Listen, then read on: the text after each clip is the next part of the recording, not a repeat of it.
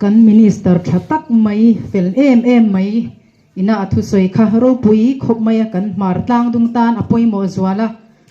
kan la oi lawa kan la zom tu lawani chuan kan tlang dung chu thim thua ni hianin min chen chil don ti hi chiang sa reng maya khonwar aphita alal trin le atuite min pe ka min chip en atum lai kan sarkarin chumi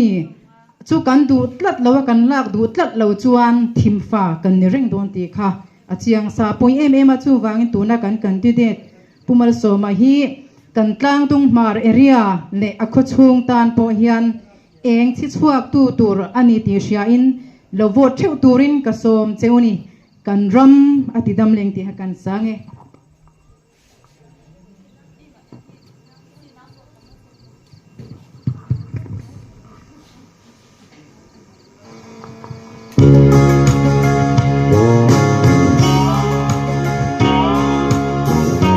kan ram yang kita makan kita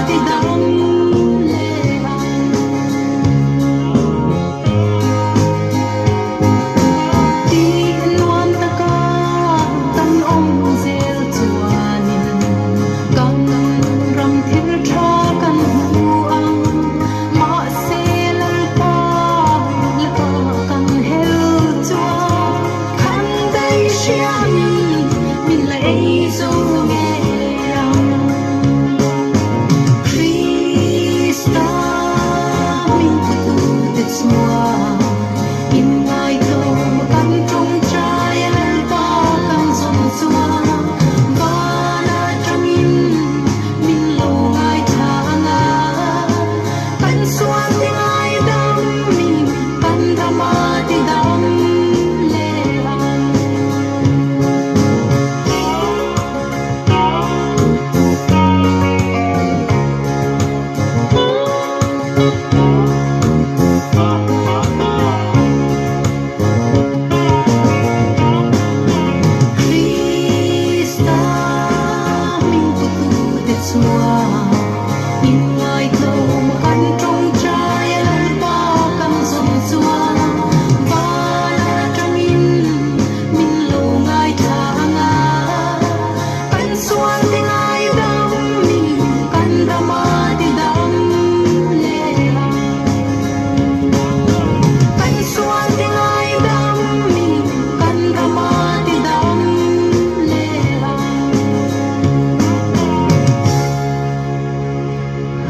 late